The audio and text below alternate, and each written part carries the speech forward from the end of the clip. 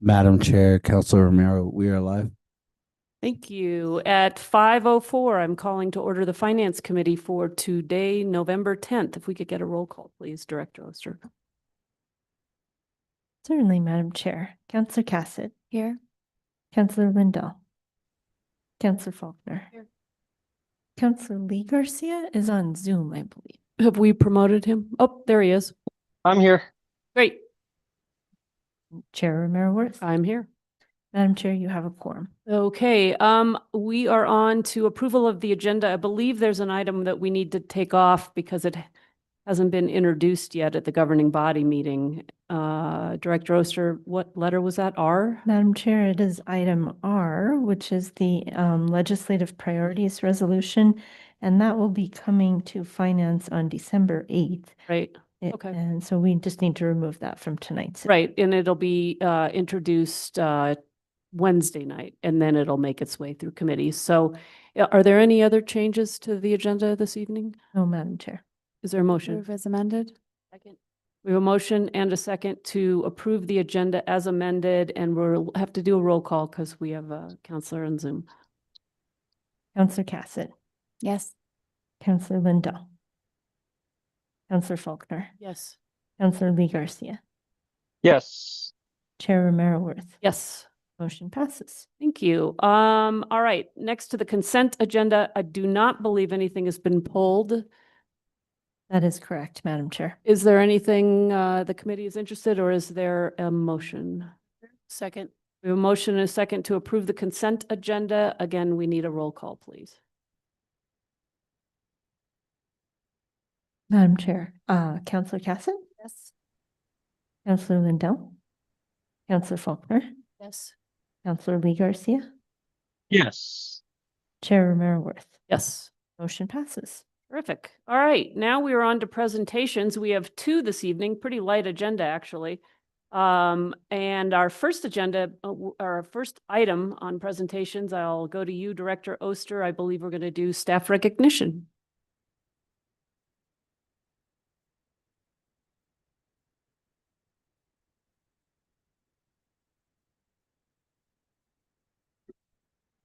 Good evening, Madam Chair and members of the Finance Committee.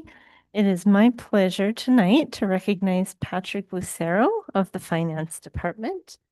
I am really excited to have Patrick here tonight, and he has some guests who've joined him as well, his wife and his daughter. Welcome. We're so glad to have you. So Patrick has been with the city for quite a while. He has been here since before I joined the team. Patrick is a graduate of the College of Santa Fe and the University of New Mexico. He holds concentrations in accounting and management information systems. Patrick's career began in 1990 with Marriott Hotels as a controller and IT specialist, followed by key leadership roles at the Gap, Banana Republic, Old Navy, and Pottery Barn at their corporate offices in San Francisco and Albuquerque as a finance and IT manager. Patrick's expertise later extended to the University of California, Los Alamos National Laboratory, and the Department of Defense, where he served as a finance and IT project manager. He also contributed significantly to Homeland Security and FEMA as a finance bureau. In state government, Patrick held finance and IT project management positions with the New Mexico Supreme Court, the Department of Finance and Administration, the Taxation and Revenue Department, the Department of Cultural Affairs, the Higher Education Department, and the General Services Department. Currently, Patrick serves the City of Santa Fe in the Finance Department as a project manager, having also contributed to the Police Department as a DWI/STOP program manager, the Parks and Recreation Department, when it was still called Parks and Recreation, as a soccer and basketball coaching coordinator, and as the Information Technology and Telecommunications Department as a project manager. Beyond his professional career, Patrick is passionate about youth development and athletics. He has coached tennis, soccer, basketball, cross country, and track at St. Michael's High School, Santa Fe Public Schools, and Santa Fe Prep, and volunteered with the Girls and Boys Club of Santa Fe. Patrick has been happily married to Maria Lucero for over 32 wonderful years. Congratulations.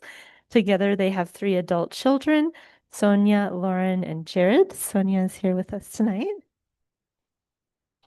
2 grandchildren, Isaiah and Jaden, and 3 beloved cats, PJ, Picasso, and Billy the Kid.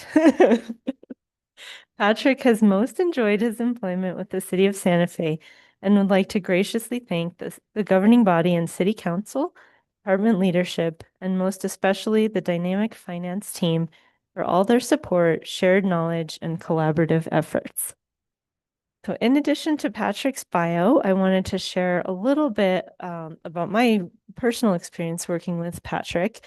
The year-end close is something we've talked a lot about. Month-end and year-end close has come up a lot throughout our journey over the last couple of years. And Patrick has been really instrumental in helping us implement a year-end close process in Munis. And it just keeps getting better and better. Just last week, we completed the FY25 year-end close process in Munis. It was our smoothest close ever. We always find something new that we learn through the process, and Patrick guides us through that with a very calm demeanor. He really rolls with, whatever comes up, which I really appreciate, and keeps calm and just continues to guide the team through that. Now, prior to the time I arrived at the city, Patrick was also instrumental in the implementation of Munis, which has really been a game changer for the city in terms of modernization and technology. In addition to that, Patrick recently has taken on leading our efforts to improve vendor management. He has a new position that you all approved as part of this year's budget that will be reporting to him that we have just made a selection on. We're hoping to have that person on board in December to help us build out a more robust process for vendor management that will help our business partners do business with the city more easily, and also make sure that their information is safe and secure, and we're doing appropriate validation around changes to vendor information in our system. So with that, I'd like to invite Patrick up.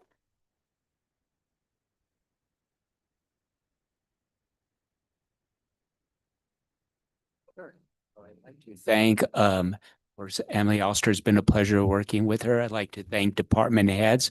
I'd like to thank you, the governing body, for your support, City Council. And I'd like to thank, like I said, my fellow colleagues. They've been great. They've been amazing. Just the teamwork and the culture that has been bestowed in the entire city. And I really greatly appreciate this, your support, and I'm deeply honored. Thank you. Thank you, Patrick.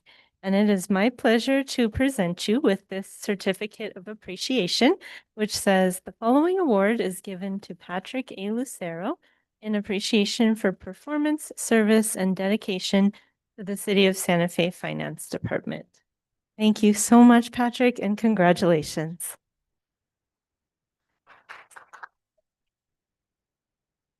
And thank you, Director Oster, and thank you, Patrick, for all the work you've done. Sounds like you're the right man for the job on the vendor management, given all the experience you have that Director Oster was just providing us. So just want to really say thank you, and thank you to your family, who I know, we all need family as support. So I know how crucial they are in all the work that you're able to do here at the city.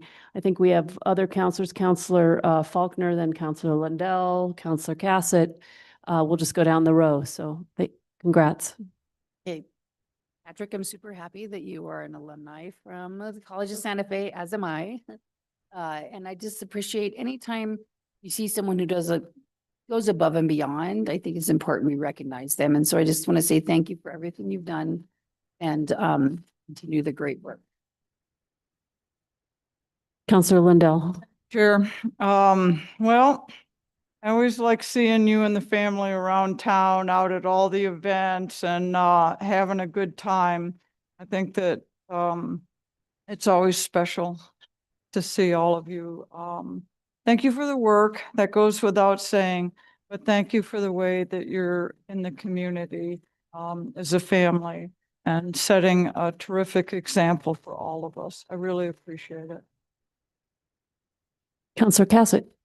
Thank you so much, Madam Chair, and thank you, Patrick. And I echo Councilor Lindell's sentiments that it's always so wonderful to see you and your family around. Really, really do appreciate it. And thank you so much for all the work. It's really, we hear about these important tasks that need to happen, and we know how crucial they are. And then really understanding the individuals that are responsible for the improvements that we've seen. And we know that this has been such a heavy lift. Anybody who has, which is a lot of the city, has their finger on any part of the audit process, the closing process. I know it's been a lot, but really appreciate the work that you've done in getting us to where we are. I know it was not easy for any of you.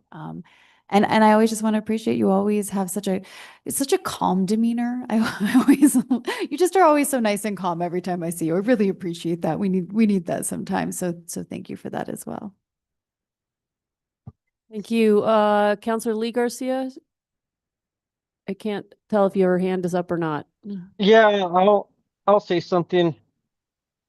Hi there. Can Yes. you guys hear me? Yes, we can. You're all good. Yeah, no, I also want to extend my thank yous and, congratulations for the work that you guys are all doing. From the director, Emily, and now Patrick. I mean, I think one of the things that's consistent in the year-end close or monthly, and it's really every month. And so I think that's been a great benefit to our process and procedures and getting the month-end close and then the year-end close. So kudos to you and your team, and thank you all for your hard work. Thank you. Thank you, Counselor. Yes, I just again echo the monthly closes and the year-end close have been game-changing for us, and really, really appreciate that lift. So thank you, congratulations, and agree that it's always a pleasure to see you. You're always very pleasant whenever I see you in the hall coming and going from the finance department. So I know that goes a long way. So thank you. Okay, we are going to go on now to our second presentation, which is, believe it or not, the month-end close. We had an internal audit of this process. As has been pointed out, we've been doing it now for a few years, 2, 3, I think. And we've had an outside group take a look at what we're doing and how we're doing it. And we now have a report to help us understand how that process is going. So Director Oster, I'm going to turn this over to you. Maybe you can introduce our guest on Zoom and give us a little intro. Certainly, Madam Chair. Thank you so much for the opportunity. On Zoom with us this evening, we have Andrew Kumelis of Baker Tilly, which is the firm that is doing our internal audit. They previously went by the name Moss Adams, and over the summer they merged with Baker Tilly, and so their new name is Baker Tilly. So as far as the internal audit, I wanted to do a little bit of context before I turn it over to Andrew to take us through the details and the specifics of the report, which is in the packet on Civic Plus and in your board packet as well. So this project was an internal audit project. It is different from the external audit. The external audit focuses on 3 main areas. One, are the financial statements materially correct and fairly presented in accordance with government accounting standards? The second area that they look at is internal controls in the external audit. And the third area is compliance with federal grant requirements. Now, an internal audit has a different focus. In this particular case, it was focused on the month-end and year-end close process. That does get looked at as part of the external audit, but within the lens of those 3 other areas that I mentioned, the financial statements, internal controls, and federal compliance. But so an internal audit has a different focus than an external audit. It's more focused on processes and policies and procedures.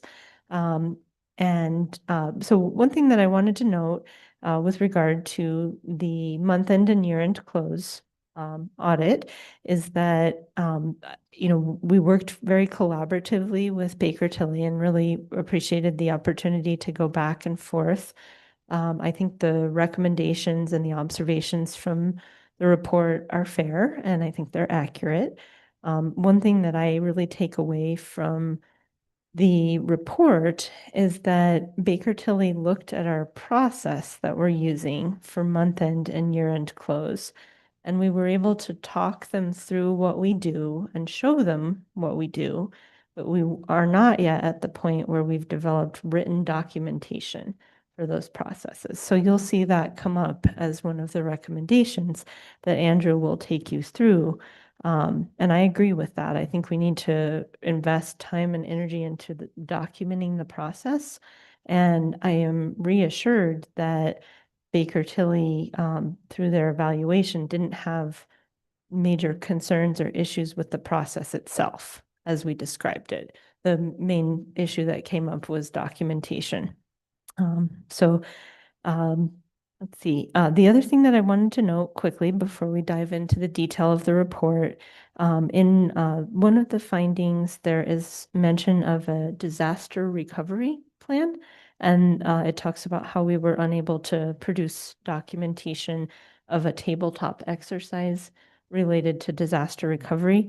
And I just wanted to clarify that that is in the context of a technology-related disaster. So if we had a situation where we couldn't access our Munis system or our Kronos timekeeping system, that's what that finding is about, is business continuity for technology.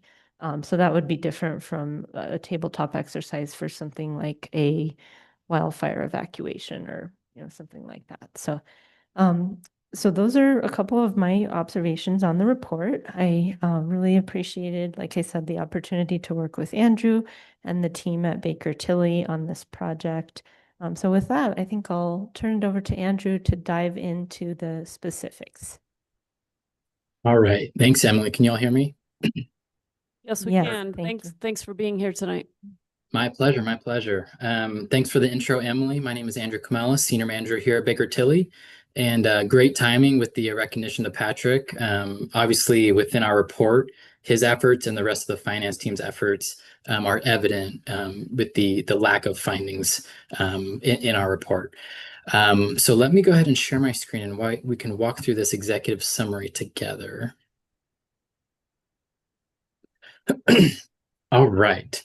So as Emily mentioned, this was an internal audit on the month-end and year-end close processes.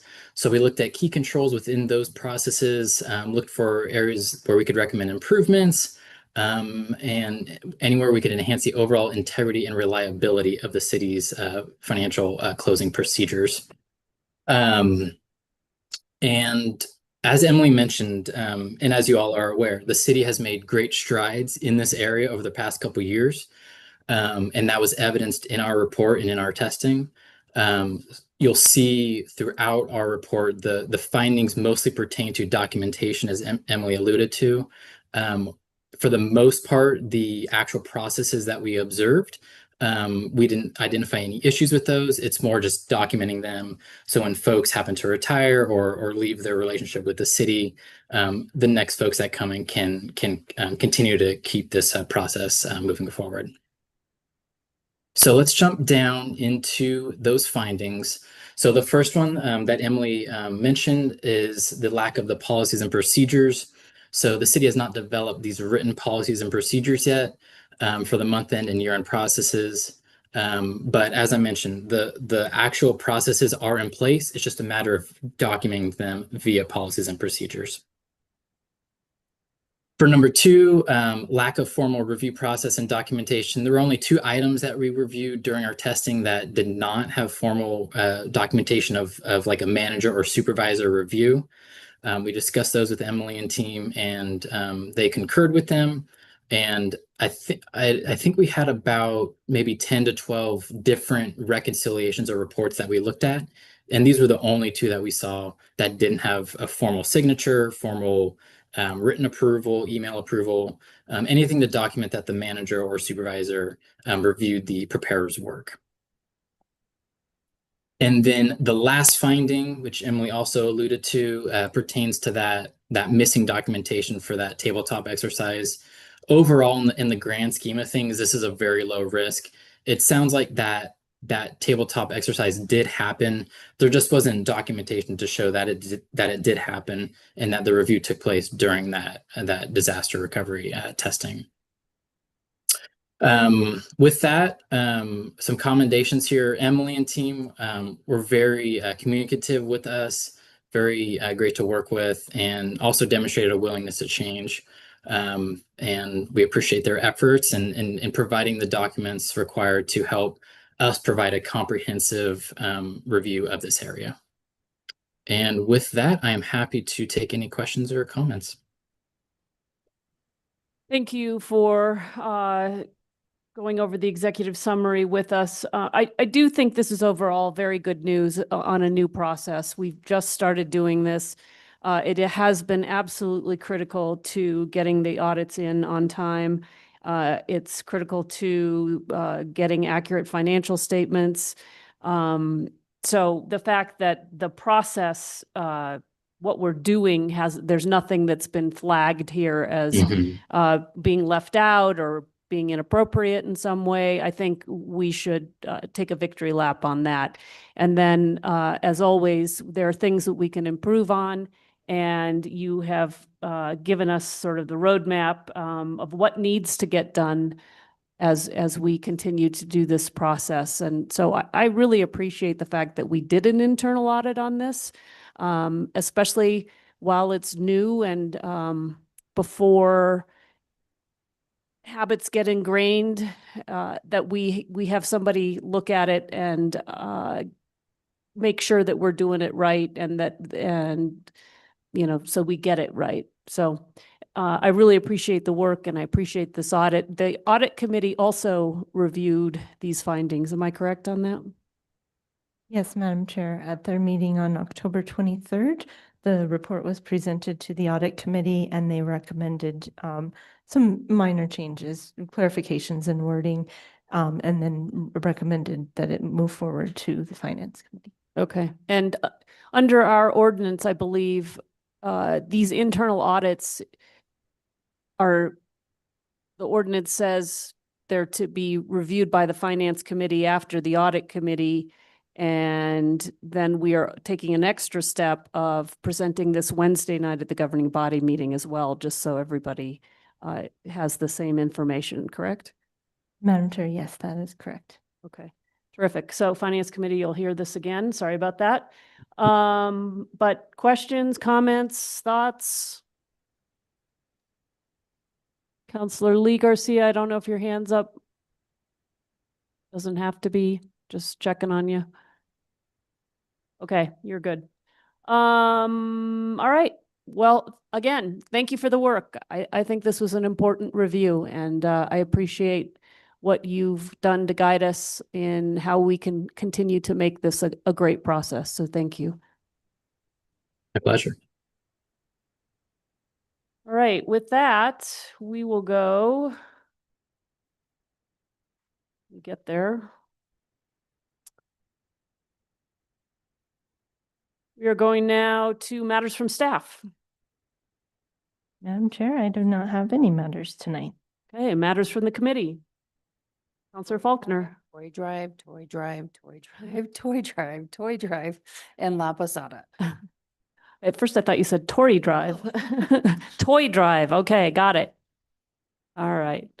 Matters from the chair. Our next meeting is Monday, December 8th. And with that, we are adjourned. Thanks, everyone.